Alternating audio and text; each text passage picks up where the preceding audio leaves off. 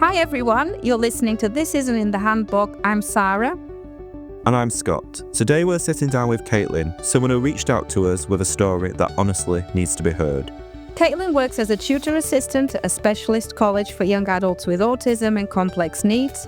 But today she's not here in that role. She's here to talk about herself. Caitlin was diagnosed with ADHD at the age of 24, and she's currently going through an autism assessment, and she's here to talk about everything that happened before and after that. This isn't about growing up misunderstood, feeling like your brain didn't come with instructions, learning to mask, burning out, but still showing up to work anyway. It's not all neat, it's not all sold, but it's real. So Caitlin, thank you for being here, and how are you feeling? Nervous. Why? I don't speak about stuff like this very often. Okay. Well, you're definitely in the right place. Yes. But so while we're on that then, because you were the one that approached us to come to the podcast and you said, I think it's time to talk about it now. Why did you feel that now was the time to talk about it, and why so publicly on a podcast? So for a while, since being diagnosed, I feel like a lot of people don't really understand. And it's very hard to understand it in women as well. There's a few people at work that I can talk to, but I feel my family members and people like that don't really actually get what it's like and what I actually struggle with. So I thought it'd be good. Is your family aware that you're here today? I've mentioned it. How will you feel when they go back and listen to it? I think I feel relieved. I don't think they'll be very surprised. I've kind of spoke to them about bits, but I think in depth, they don't really get it. It's more, oh, you've got ADHD. Oh, yeah. Well, it just means you're not focused, but reality, it's a lot deeper than that. Mm-hmm. So, like, going back a bit then, so what were you like as a child? So, from what I know, I don't remember very much about my childhood, only little bits and bobs. But my parents, when I first asked them about it, they were kind of reluctant and a bit, oh no, you weren't, you were fine, you were just normal. But then as I've kind of told them about the symptoms and they've kind of opened up a bit and said, actually, yeah, you did do all these things. The running away, I really struggled to fit in when I was younger. The anxiety, I used to have panic attacks when I was younger and things like that. And the way they see it is they didn't know it existed back then, so there were no reason to kind of seek any help. But now that I've seek the help, they kind of are a bit like, oh, right, okay. Were there any labels that stuck, like because of your behaviour and the way you acted and things? I mean, when I was younger, I struggled to fit into anywhere, really. Even up to when I was a teenager, I was kind of flitting between friend groups. It wasn't really like I had specific friend groups where it was only one person who I was completely obsessed with, or it was completely different people. So when it comes to that kind of thing, I think that's where my social anxiety and that comes from. I didn't really have anyone very close. But yeah. So when you think about the childhood now, and obviously your parents will have said, well, we didn't know that was a label for it. What kind of ADHD symptoms or autism symptoms would you be able to spot now that were there when you were a child? I suppose the social aspect of it is the highest one, with the way that I still struggle now to make small talk and things like that. The distractibility is definitely a big one when I was younger. I remember my teachers saying in literally every meeting, she's lovely, she's good at her work, but she gets too distracted all the time and she's causing problems with other people. So I always got this, she's so smart, which I know I'm very well educated, but she needs to focus. And because I didn't have the support that I obviously needed, it was a big struggle to actually do what I needed to in school. What was your behaviour like as a child at home? How was you at school? From what I've been told from my parents, I got quite upset about a lot of things. From what I remember, I didn't respond very well to any criticism from teachers or anything like that. I remember most times that I'd be told off for something, I would be in absolute tears because I didn't understand what I'd done wrong. But I don't remember primary school or anything like that, but in secondary school, my behaviour was very hectic. Is that the right word to use? I just went from place to place, finding the next thing that would interest me. Never really had many hobbies or anything like that. So puberty itself in any teenager or at the time when you're going through your puberty hits really hard, but how did it hit you mentally and emotionally with everything else? So around when I started puberty, I think my emotions are very high. I had a lot of problems at home with my mum and dad, and a lot of, your behaviour is not acceptable. You're too hyperactive. You want to go out all the time. All the stuff that you'd think of as a naughty child, but realistically, I knew I wasn't that, and I felt misunderstood. I think when I got to about 14, 15, around when you start your GCSEs and stuff, my mum was a heavy drinker at that time, so I learnt to be a lot more independent. But all I can really remember from that is just constantly feeling dysregulated and struggling really bad with my mental health. I think in school, when I did all my mock exams, I got really high grades because the pressure weren't there. As soon as it came to my GCSEs, it was downhill. I only got like C's, but I knew I could have done better if I had some support. Did that affect then how your career then developed as you got older? Yeah, so when I first started looking into careers, I wanted to go into marine biology. It was something I was really interested in. But during the time of starting all the biology, it was just too much for me. I had no help with the actual reading and writing, which is what I struggled with most. So it was very difficult and ended up getting kicked out of that class and moved on to something else. So if you could go back to Caitlin in those GCSE times, what would you tell her now? Get an ADHD diagnosis and get some support. I think if through school, if someone had have noticed and then put it out there and I had some support, I feel like my life would be completely different than it is now. And I'd probably be earning a lot of money because I have a lot of ideas and a lot of creativity. But because of the way that my life's turned out, I love this job, but I think I could have done a lot more. It's just I didn't know how to go through with it. So obviously you were diagnosed at 24 and you mentioned GCSEs when you were around 14, 15. What was that? What was the moment that made you go, okay, there's something else here and this might be ADHD? I think during the GCSEs, I went to the doctors. They diagnosed me with depression and anxiety, but I went on sertraline at 17, which it did help, but it just wasn't the right thing. And I knew there was something else there. I always used to be like, there's just something else. I don't know what it is. I used to think it was borderline personality disorder. There were so many things, but there were always that one thing I thought, I just don't know what it is. And whenever I spoke to anyone about it, nobody really mentioned ADHD until I worked in this workplace at the old service I worked at, and then it was mentioned, and then it kind of went from there. I want to ask you a little bit about medication. So you talked about sertraline. So how is your relationship being with medication? How did it make you feel? Do you feel it helped, or is there times when it hasn't helped? What steps if you took to come off it, really? How did that go? So when I went to the doctors, they gave me the sertraline. To be honest, when I went, I thought they'd offer me therapy and things like that, but they didn't. They just put me straight on medication. Started to take that, but I was on quite a low dosage. And at that time, I was really in a bad place. So it did help for a little while, stopped the thoughts and that kind of thing. But then it stopped working. So they put me on more. And then that happened 2 or 3 times. And then towards the end of, I think I was on sertraline for around 2 years. Towards the end of that is when I started thinking, well, maybe I shouldn't be on this. It's just making me feel worse now. So although I shouldn't have, I just came straight off it. The doctors weren't very happy about it, but I was like, I just don't want to take it anymore.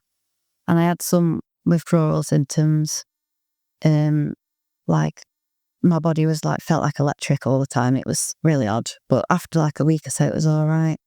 But the sertraline it made me emotionless, like numb. I just felt nothing, and I felt like that weren't right for me because I'm such an emotional person.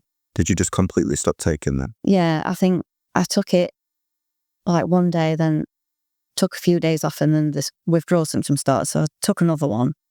And then after that, I was like, no, I'm actually just going to go cold turkey with it because there's no point going back on and off it all the time. And the motivation to ring the doctors and do a plan weren't there. So I just completely came off it. Looking back, do you think that was the right thing to do? Yeah, actually, I do. I think it would have been a longer process and I probably would have felt worse if I'd gone through the doctors. So although there was some withdrawal symptoms there, I feel like it was the right thing for me because I felt a lot better after coming off it straight away. You mentioned that when you started working in a care setting, that it was the first time that you've kind of came across the label of ADHD. What was the process like from then on? Obviously, somebody tells you about ADHD, you start thinking, that might be me. What was the process like? So, right, I'll start from the job before I had care because it's something that... So I worked in a restaurant before as a waitress, and that whole time I was in that job, I was a complete mess. I did not know how to handle anything that was going on. I worked in a play area with kids, which was so overwhelming, and I didn't even realise at the time. So at that time, I'd get severe migraines, and I used to work like from 9 to 12 hour shifts sometimes, and it was exhausting. Like if I had a choice, I've no job, I'll go back to that. I'd pick no job because it was just something I just couldn't cope with at the time. And I went through a lot of anxiety, and that's the time when I started thinking something is definitely going on. I need to look into it. And then I never really went through with it. So when I then started the care job and I met people, the people we support who have autism, ADHD, I was a bit like, oh, I actually relate to these people. Like, maybe I should look into it. And then one of the colleagues who worked there, I had a little bit of a chat with him when I was feeling really down. And he recommended I look into ADHD and said, everything that you've explained kind of shows that. So that's when I started to look and research on it. And then that became my hyperfixation. So that went on for a long time. Through TikTok and everything else and everything that came up, I was like, that is literally me. So then I decided to go to the doctors and seek one. It took a long time at the doctors, but... How long were you waiting for a diagnosis? I think I went to the doctors. The first time they were still like, no, we don't think it's this. It's definitely depression. Then I went back again and was like, no, I want to be looked at. You can't refuse. Stood up for myself. I said, I want to do the test here, the one that they do in the doctors where they first give you the questionnaire. Did that, and the doctor looked at me and went, yeah, we're going to put you on the waiting list. So I rang up and asked how long that waiting list was. They said around 2.5 years. So then I decided to have a research and found Right to Choose, which is what I went through. Went through all that, and it still took a 1.5 years, but it's not 2.5 years, so that's better. And throughout that process on there, they sent me messages to check in and while I was waiting. And then it was when I just started as a teaching assistant, they'd sent me a message saying, book your appointment ASAP, please, because we're going to do it. And then it was in a week time after that I had my assessment. When you finally got the assessment, not the diagnosis, isn't it?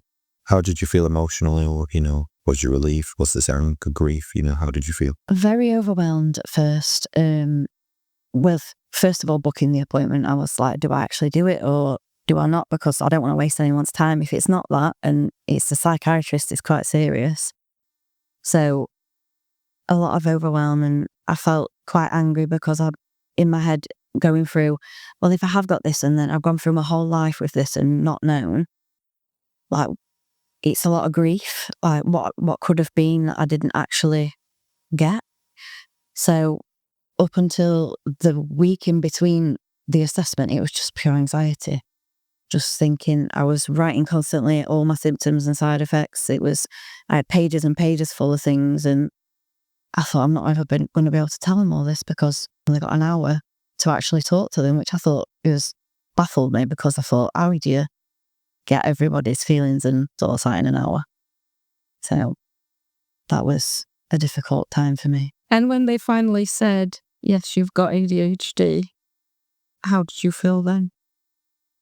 I think I burst into tears. I was in my bedroom, not my bedroom, I have like a gaming room because I like gaming. And on the camera, and I remember asking me during the process of it, loads of questions, and it just made sense what she was asking about energy drinks and how they make me feel. And she kind of prompted it, but did it in a way where I led what I was saying. So it felt like she was kind of like a therapist. I was like, oh, you just got that out of me. How have you done that? But at the end, I said, so what do you think then? And she said, well, you've got a lot of symptoms of ADHD. Like your scores are extremely high. So they didn't say it exactly then and there. They said, we'll get back to you in a few days when we've had a read through it. But the chances are you being diagnosed with it. So I just burst into tears, rang my boyfriend to come upstairs and was like, I need to tell you what's happened. And then I was supposed to be in work that day and going in the afternoon, but I rang up Laura and was like, so can I say Laura? Rang up Laura and basically said, I don't think I'll be coming in today. I'm very, very emotional. I'll be back tomorrow. So you took yourself all the way through that assessment process and you're about to go on that journey again now for autism. Has anything been different for you the second time round? I know it's not the same process, but how does that make you? So how the autism one started is I had a look at the ADHD and I always feel like there's something more. That I have a lot of meltdowns and there's a lot of very severe side effects. Like, should I talk about them now? Really bad sensory problems with anything. Like, I'm extremely picky to textures and things like that. It's hard to explain unless you actually know how it feels, but it gives you the ick. It makes you feel gross when you touch certain things or eat certain things. And when I was speaking to the psychiatrist when I did my ADHD diagnosis, she was like, oh, I'm not sure if that is ADHD. You do have the autism symptoms too, but I never really thought anything of it then. I was just like, well, focusing on this right now. So when I then got it and then I thought, oh, I just know there's something else there as well. Like I don't feel satisfied with just that diagnosis. So all the other symptoms that I've been looking at, it just made me think, yeah, I'm going to go for it. So in the therapy that I did DBT therapy, which is learning how to deal with crisis and your emotion and your dysregulation.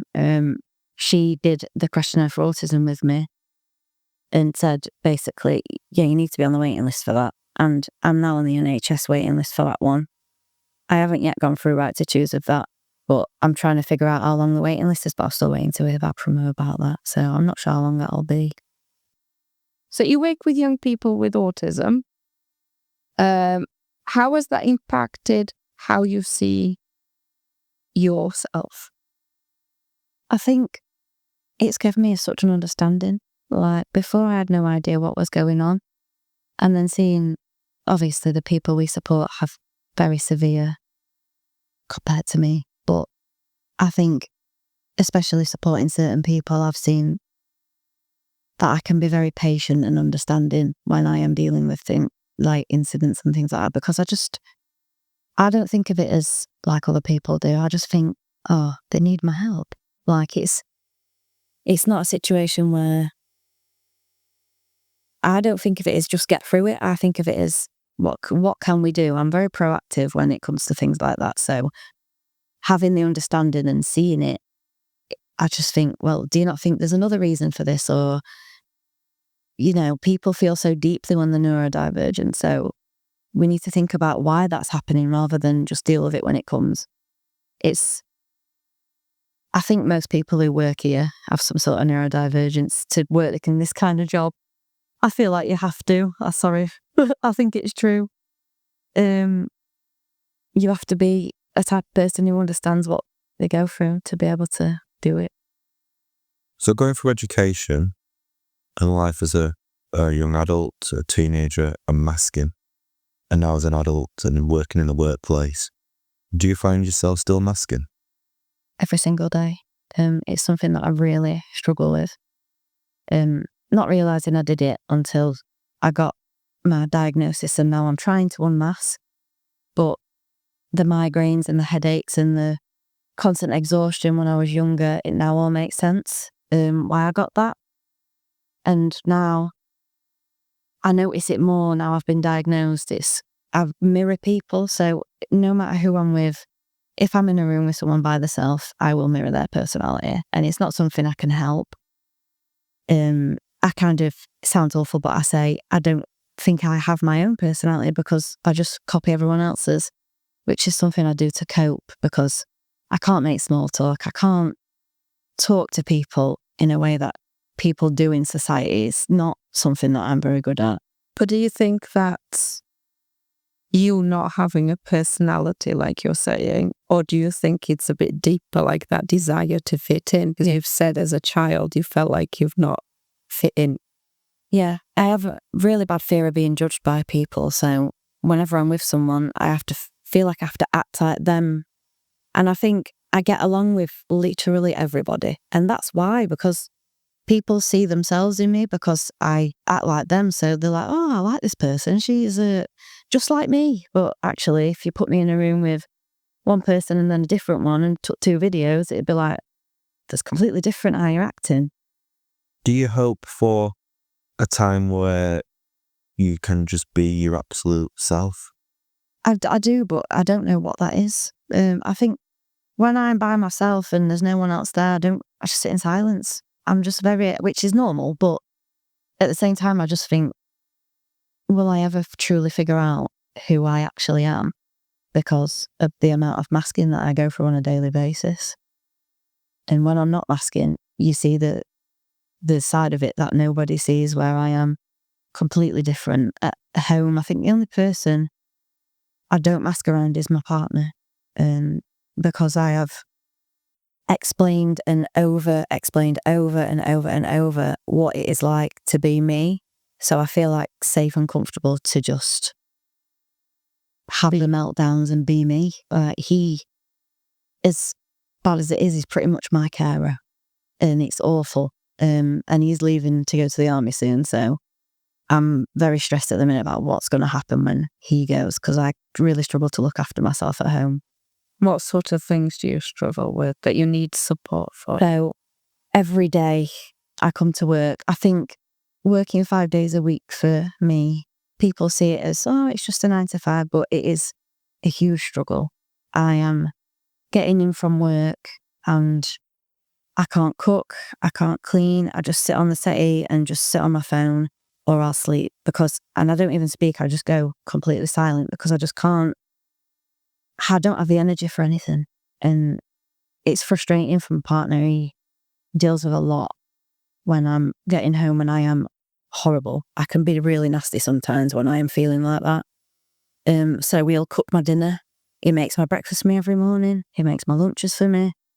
And I genuinely don't think I could do it by myself. It's too much. So what plans have you got in place now that he's potentially going? Not much. So I'm quite anxious about it and don't really want him to go to the army, but obviously I can't stop someone doing what they want to do. I have applied for PIP to see if I can get some extra help to get like some ADHD therapy, or to get even meals sent to the house that I can just put in the microwave, things like that. But it's just been declined yesterday. I got a score of 0 on everything. So that's not great, but I'm going to dispute that. So obviously your partner knows you pretty well, and he's aware he's going off into the army and you're going to be left to fend for yourself, kind of thing. Would you think he's making arrangements and stuff in the background, knowing that, for you as well, even though you might not, but do you think he'll be doing stuff for you? I think he tries his best to make me independent, and he knows I can be, but I don't think he quite understands the extent of burnout and how it actually affects me. So he's just like, he's very reassuring and said, oh, you'll be okay. But I say, I don't think you understand. I'm probably not going to be okay. I will get on with it, but it's going to get to a point where I am that burnt out. It's going to really make me suffer. So I'm going to have to be very careful on what I do and how much I'm doing when he's not here. Most of my life now is on a weekend gaming. I do a lot of gaming. The only place I really go is to the shopping to get my weekly food shop. Anything else, I can't handle it. And if I have any type of social gathering, takes me days to recover. So for someone like him who's very confident and doesn't really have the problems like that, it's very hard for him to understand what it will actually be like. How do you think he feels, or how do you think living with yourself, with the challenges what you have, what do you think the impact is on him and your relationship? I think it's very difficult for him. He tells me, which I asked him to do. I prefer him to tell me. He says, I am extremely hard work, but he loves me, so he'll do it for me. But he makes jokes all the time saying, I might as well apply for carer's allowance, because there's literally how it is. It is really severe and nobody sees what it's like unless you see me in that environment. It does cause a lot of strain on the relationship when I'm feeling burnt out. But when I do have weeks off work and when I'm off on holidays, he says I'm like a completely different person. I'm chilled and I'm happy and still have my moments. But he said the exhaustion that he sees me have, it's upsetting. He doesn't like to see it. He doesn't like to see me upset. And it can be literally out of nowhere. Like, I think the littlest thing, like, because I'm on edge all the time because I'm so burnt out, like if I can't find a pair of socks that matches, I'll just break down. And he's like, well, what's going on? I don't understand what's happening. And he doesn't know exactly how to deal with me in that situation, because I don't even know how to deal with that. It's very difficult to bring myself back from a situation like that. So have you ever considered, I know you love what you do, and I know you're very good at what you do, but has it ever crossed your mind to just pack it all in? I mean, I don't think I'd pack it all in because I do love the job. But it has crossed my mind to go down a few days or to give myself a few days off to try and actually have a hobby or to do something I enjoy. But the way that money is at the minute, with Conrad not being in the army yet, and it's difficult to do that. I need to work 5 days a week at the minute to keep myself and my house stable.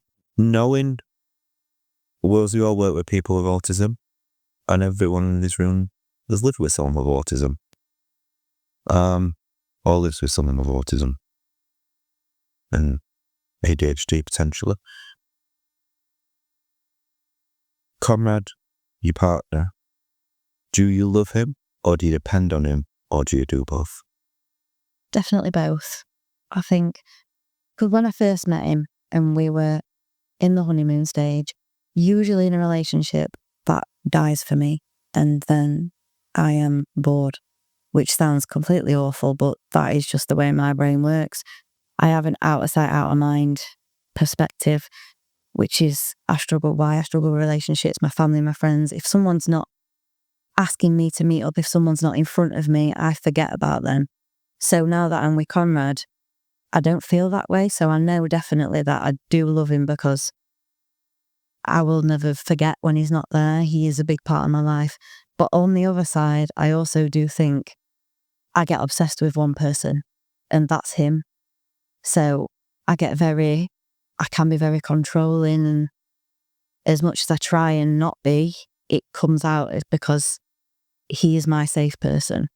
So when he's not there or he makes other plans, I feel like fear of missing out. I feel very rejected.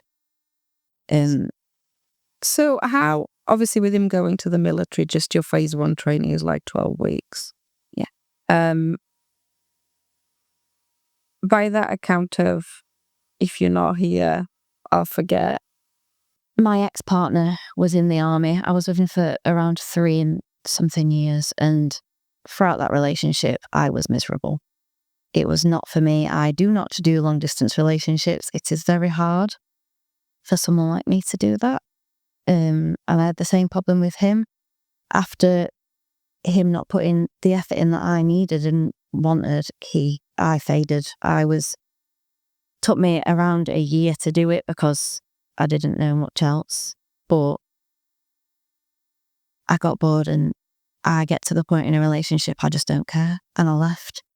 So I have had the conversation with Conrad about that, saying I am worried, but I don't see that happening because it's a different relationship and he makes the effort, whereas I didn't get that before. So I suppose if he keeps in contact, FaceTime calls, make sure he does those things, it will be okay. My worry is if he goes on at all.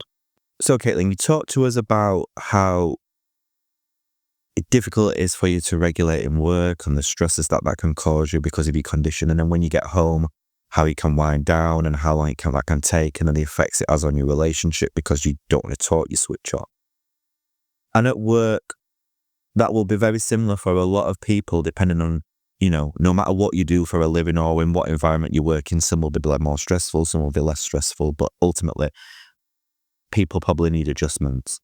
Do you think that, not just for your current employment, but anywhere you've worked before or anywhere you might work in the future, that employers should have a specific policy? And obviously, I know you're covered under disability discrimination and so on, but a specific policy that makes people and trains other colleagues to know that when you're working with someone who does have a diagnosis of autism or ADHD, they do present differently and they may need more time and there is adjustments what need to be made. What would your views be on that? So I think when you join a workplace, I think when you are ADHD or autistic, people know that you can ask for workplace adjustments, but not a lot of people know what. I have no idea what I can ask for, what I can get, and I don't have the confidence to go and ask for it because I don't know what to ask for. And I think interestingly on that note, equally an employer might not know what you need. Yeah. So if your boss was to say, well, you can work from home 1 day a week, well, for you, that might not be helpful if you've got the partner around or the dog around or all of that. But one thing that I've heard of organizations doing nowadays is they are employing ADHD coaches, and they come in and support employers and people on how to, one, make sure that you're being productive and you've got the support that you need and the resources that you need, but equally that your workplace is suitable for you. Like if you've got PPA, for example, and you've got to create resources, you being in a room sharing with other people might not be the most suitable thing for you to do. So yeah, I know of quite a few organizations that are currently getting. I think that's brilliant. So that's one thing. I feel like it's all right going to your manager and saying, this is what I'm feeling, but there's no extra, like, let me help you. There's nothing available where I can say, I am really, really struggling with burnout. I really need to do something about it. What can I do? It's just a lot of, we'll just get on with it, which it does frustrate me sometimes because it's no one's fault.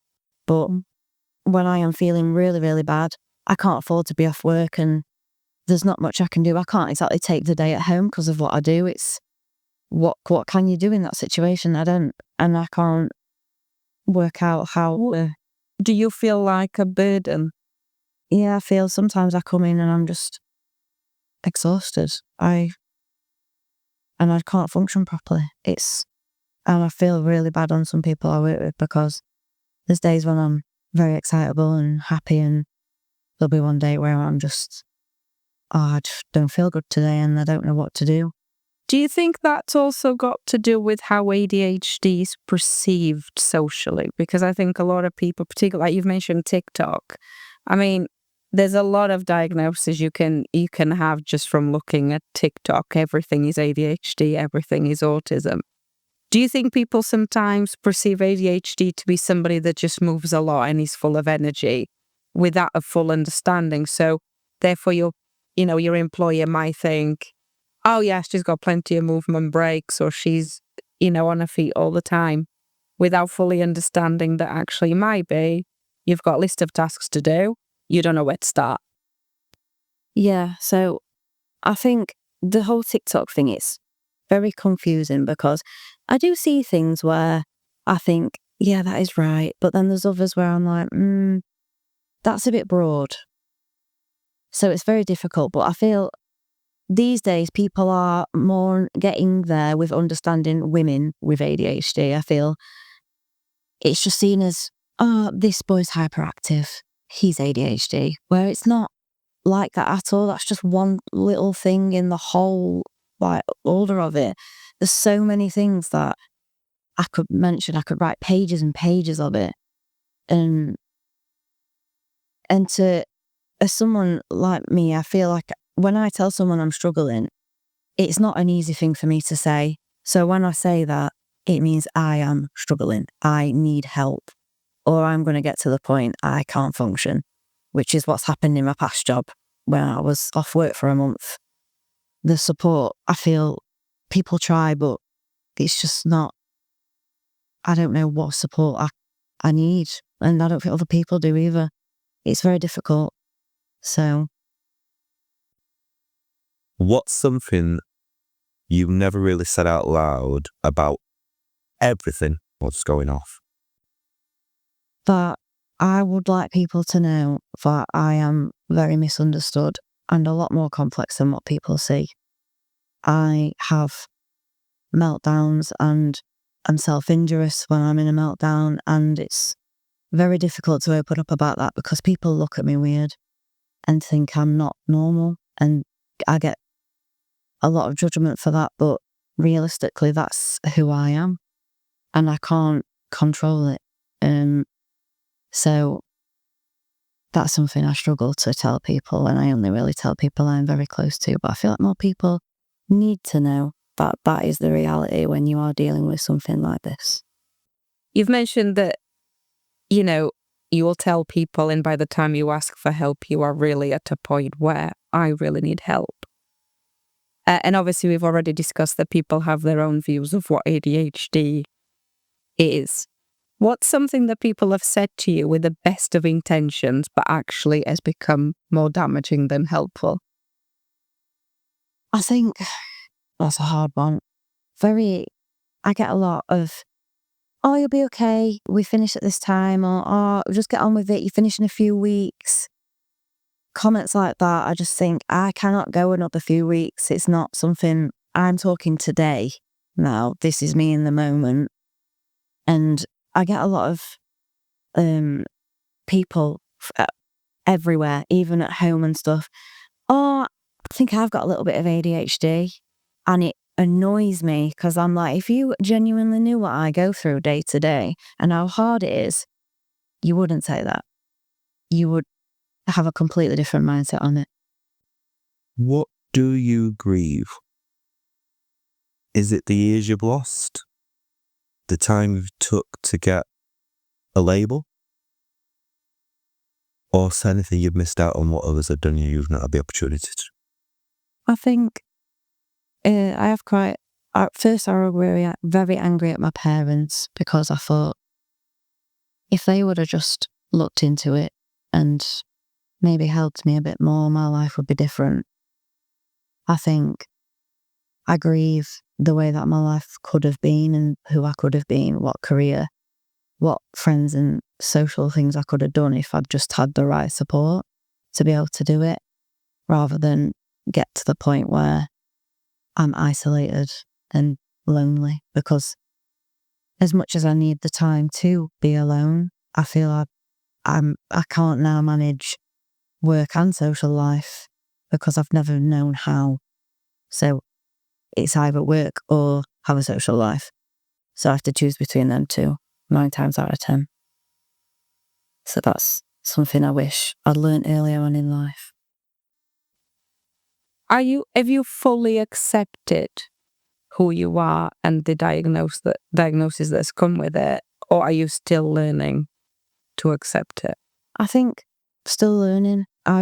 There's many times when I'm really upset about how I feel, and I just say to myself, why do I have to deal with this? Why me? I don't deserve to feel like this. I just want to be normal. That's something I repeat to my partner over and over. And he says, well, you are normal, you just got a different brain, which is lovely to hear, but then to accept being diagnosed with something like that, and then also because I am on the waiting list for autism and still unsure, pretty sure I do have it, but unsure still because I've not got a diagnosis, it doesn't feel like I've fully accepted myself yet because I don't know exactly what it is. I know I've got ADHD, but if it's something more, I need to know so that I can then work my own life around that and find out ways to cope with that. I want to ask you about the diagnosis, the label. So it's all over there at the minute. It's out there. I think it was Paddy McGuinness's wife that did a documentary about someone was going through a diagnosis, and she decided to take herself through a diagnosis. I'm diagnosed with autism or ADHD. I can't find autism. And some may say it's a trend, for younger people to have I'm autistic or I've got ADHD, an excuse to not have to do certain things, to avoid situations that you're put in. And some may say it's a diagnosis that would be nice to have. And there isn't many diagnoses that would be nice to have, because if you went for a test and you got told you had cancer, arthritis, a multiple array of things, the gut-wrenching feeling would be, yeah. But then, how did you feel getting a diagnosis? And did you have a gut-wrenching feeling? Is that, it's not a nice thing to have. It's not a label that you want to have. But what does it mean to you, really? I think it's seen as, a lot of people say that it's not that big of a deal, like having ADHD.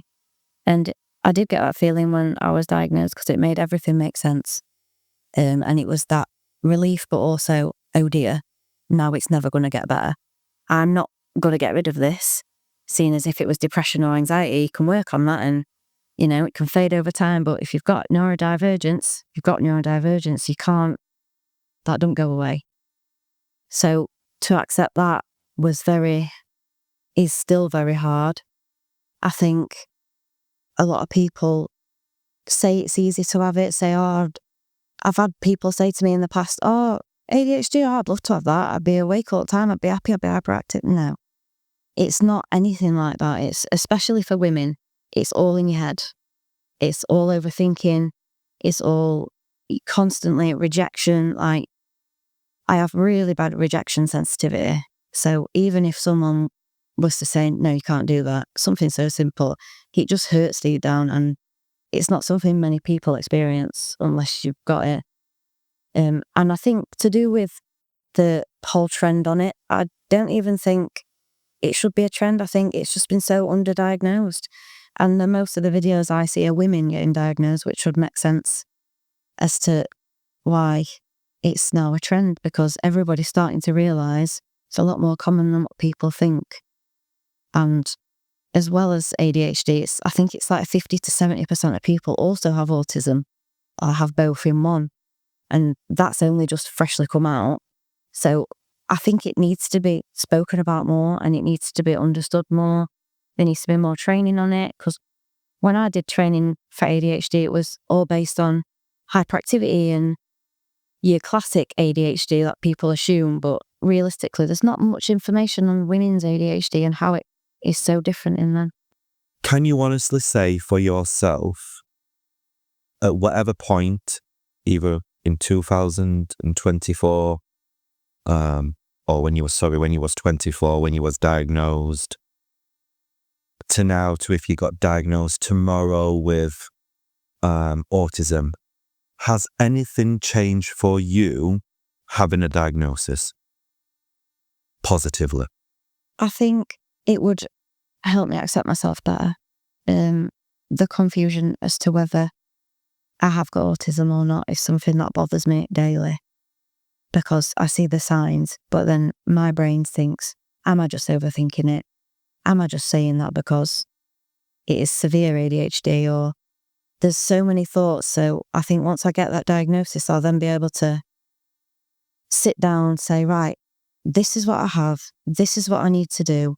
I need to work on this. And I'd love to see like an ADHD coach, but then I think, do I start that now or do I wait until I've been diagnosed with autism so then I can do both? I want to get it right. Because I've done loads of different types of therapy and nothing's ever worked like it should. So I want to make sure I've got the right diagnosis before I go to someone who's genuinely knows everything about it, who could actually help.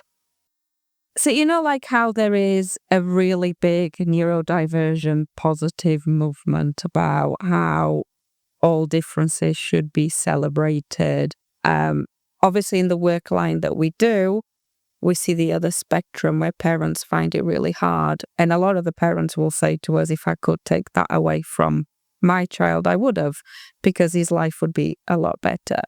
And obviously, throughout this episode, we've talked about how difficult things are and how burnt out you are and the impact that's had throughout your life. Is there anything about this that you feel should be celebrated or that is good? I think even though I struggle with the diagnosis and ADHD and possible autism, I think it does make me who I am. And I like to think that I'm quite a welcoming person. I think that is literally just how it is. That people say that they see me as a nice person. That's, ADHD, maybe autism, that is who makes me me. So for people to say that they like me and say that I'm a nice person, it makes me feel, oh, well, it's good. I like that. It's nice to feel like other people can see, without even knowing I've got ADHD, can see someone with it and think, I like that person. I think it does need to be celebrated more. Although it's a huge struggle, there's also positives. I'm very creative. I get hyperfixated on things. So if I really enjoy something, I can do it for hours and hours. And it's something I can't explain. It's such a dopamine hit to feel that way when something excites me.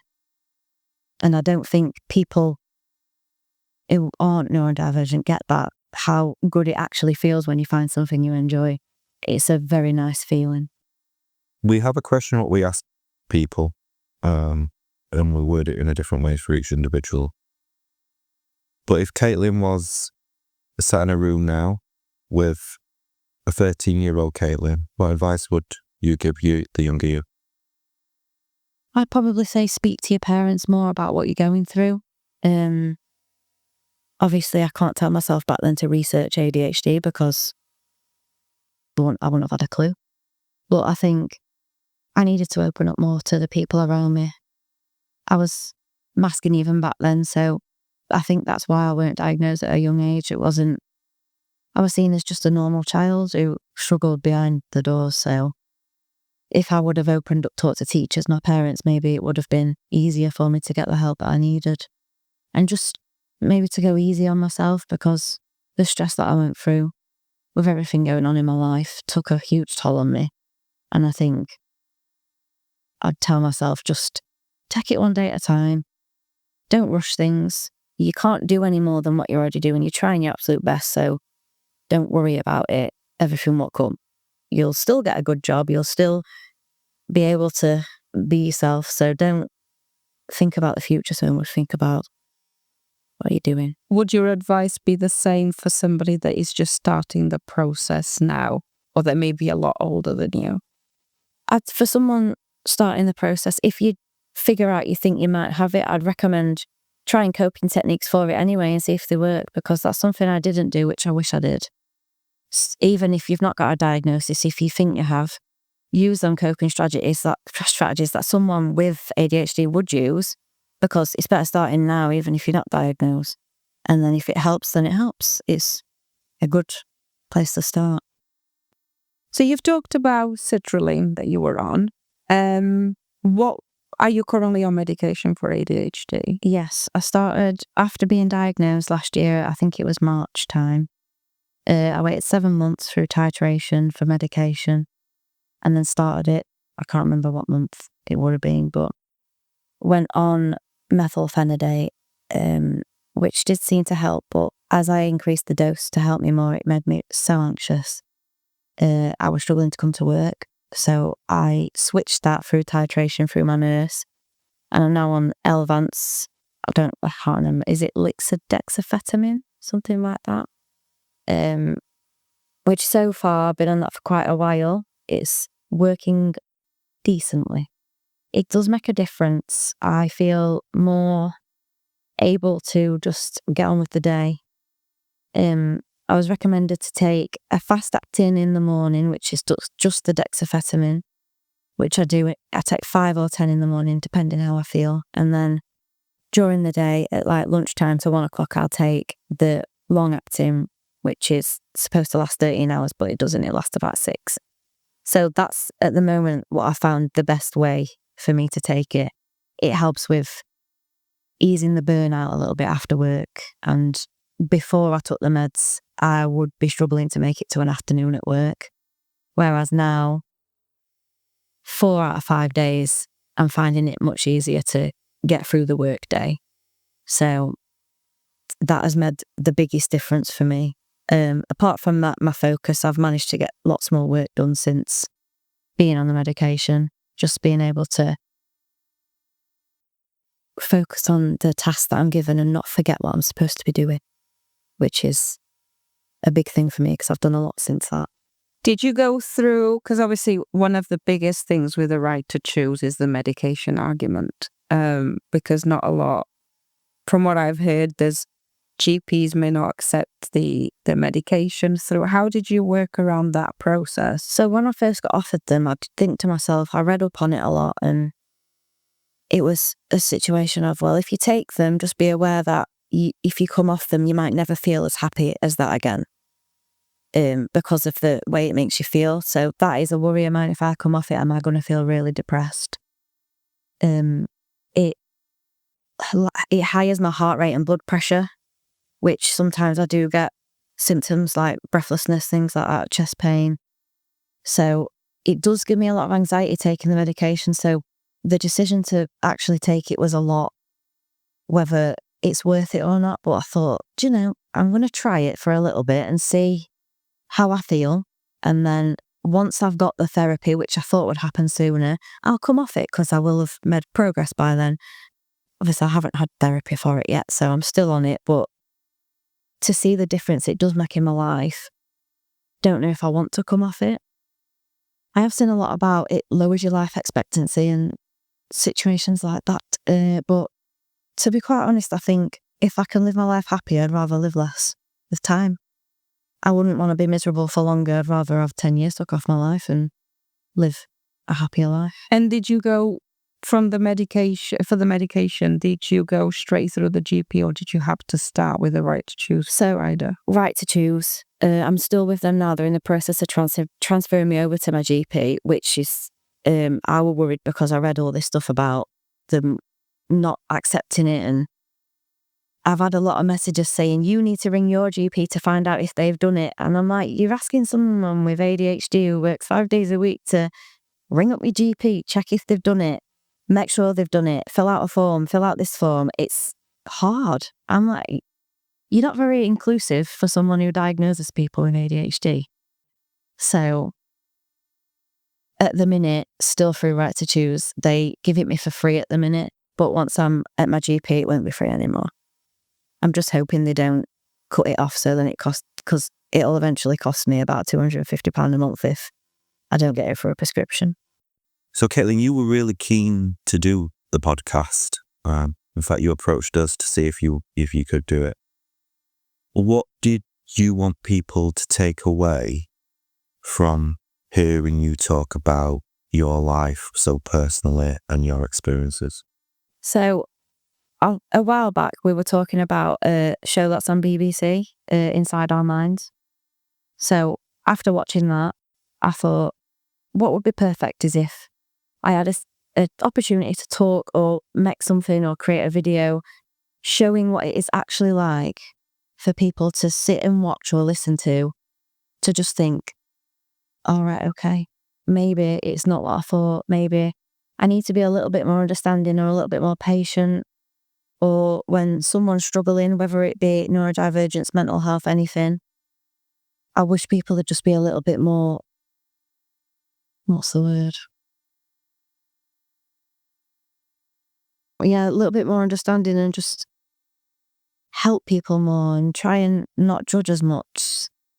I think I get a lot of judgment, and although people don't directly judge me, I feel like I know what people think. I know when I'm saying I'm struggling, they're just thinking, oh God, she moans all the time, but it's not. I'm not moaning, I'm asking for help.